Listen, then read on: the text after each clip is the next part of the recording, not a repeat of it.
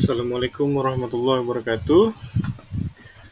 Perkenalkan, nama saya Sandi Resti Virgiawan dengan NIM 2504010102283. Pada kesempatan kali ini, saya akan memaparkan atau mempresentasikan tentang normalisasi database, first normal form sampai second normal form demi memenuhi ujian tengah semester mata kuliah sistem basis data dengan dosen pengampu Ibu Cian Ramadan Hasultin, Eskom Mkom.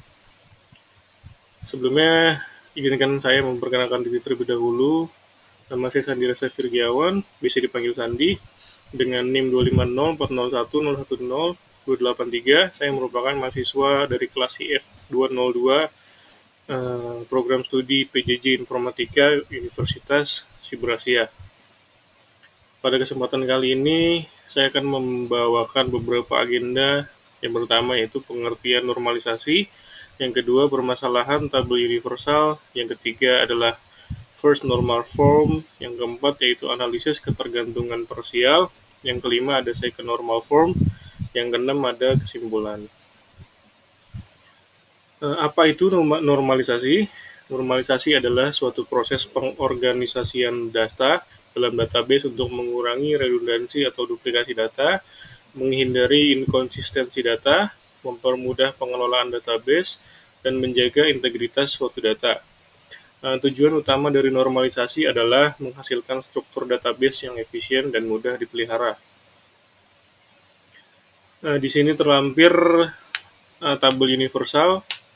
Tabel ini disebut tabel universal karena seluruh data masih disimpan dalam satu tabel. Ditemukan permasalahan pada tabel universal ini yaitu terjadinya redundansi data, nama peserta dan jenis pelatihan disimpan berulang kali. Sebagai contoh, nama Yudi muncul 3 kali, dan database muncul 3 kali. Dampaknya yaitu terjadinya pemburusan penyimpanan, terjadinya kesalahan pembaruan data, riskannya kesalahan, dan sulitnya melakukan pemeliharaan database. Yang pertama yaitu first normal form, adalah suatu tahap pertama dalam proses normalisasi database yang bertujuan untuk menghilangkan kelompok data berulang dan memastikan bahwa setiap atribut pada suatu table memiliki nilai yang tidak dapat dibagi lagi atau atomik. Suatu table dapat dikatakan memenuhi first normal form apabila setiap kolomnya hanya menyimpan satu nilai atau single value, tidak ada atribut yang memiliki lebih dari satu nilai dalam satu sel, tidak terdapat kelompok data yang berulang, dan setiap baris datanya dapat dibedakan secara unik menggunakan primary key.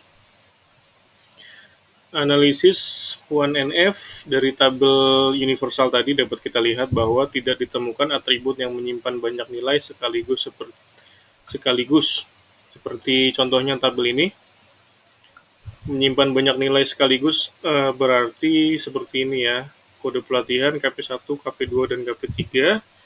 Nama pesertanya Yudi dan kode pesertanya KS1. Nah, ini KP1, KP2, dan KP3 dalam satu sel ya, yang dimana tidak memenuhi 1NF karena di dalam satu sel terdapat lebih dari satu nilai. Setiap pelatihan ditulis pada baris yang berbeda sehingga tidak terjadi pelanggaran aturan 1NF. Lalu kita masuk ke penentuan primary key.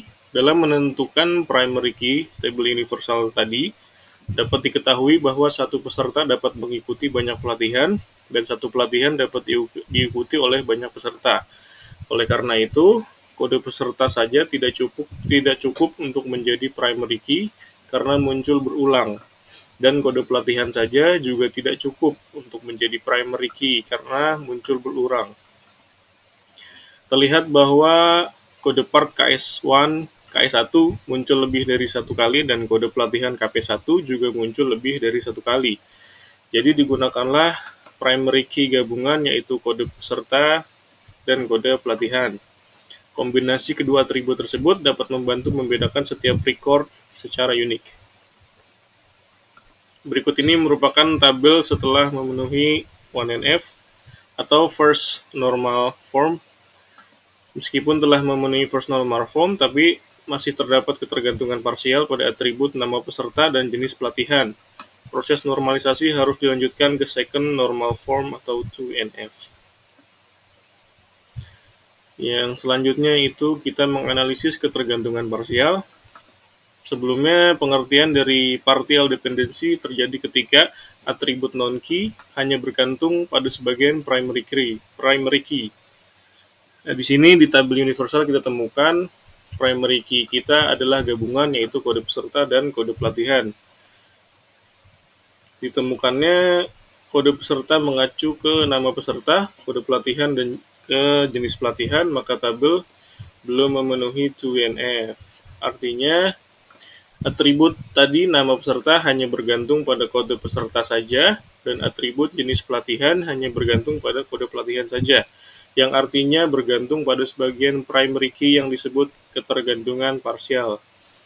Padahal, primary key-nya adalah kode peserta dan kode pelatihan, di mana seharusnya atribut non-key harus bergantung pada keseluruhan primary key-nya, bukan hanya sebagian.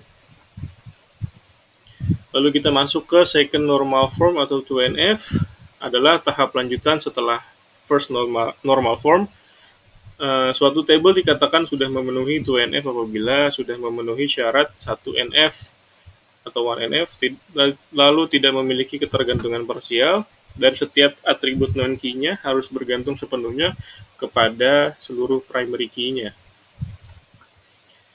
Dikarenakan masih terdapat ketergantungan parsial, maka tabel 1NF masih belum memenuhi syarat 2NF.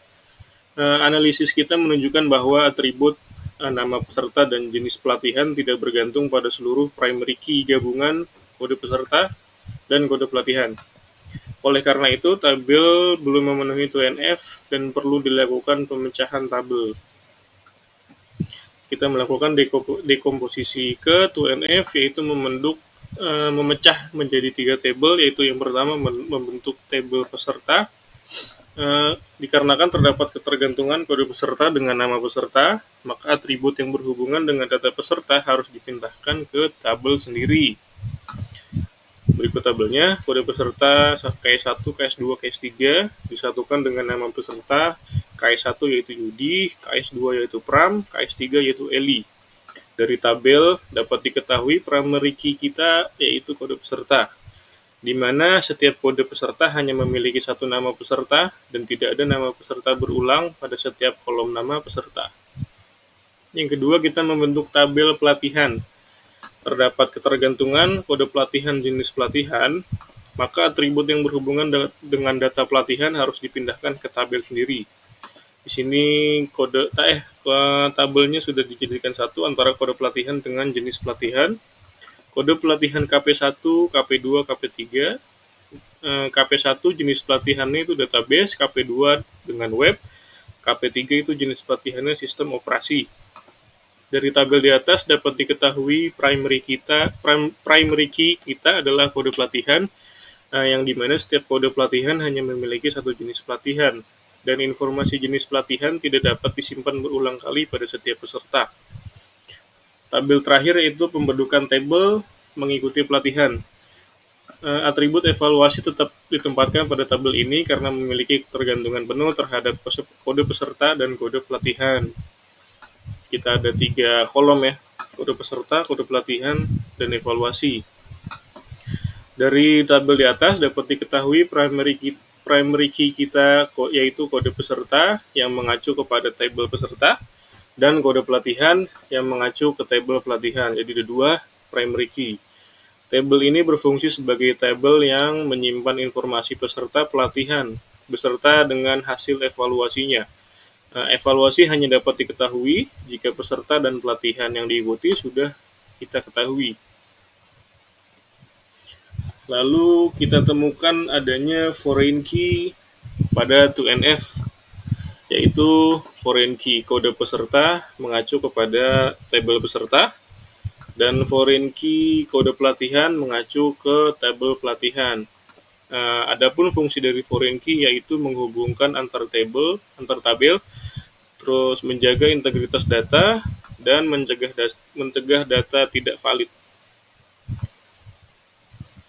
Lalu kita masuk ke struktur database setelah 2NF. yaitu ada tabel 1 yaitu tabel peserta dengan primary key kode peserta yang berisi kode peserta dan nama peserta.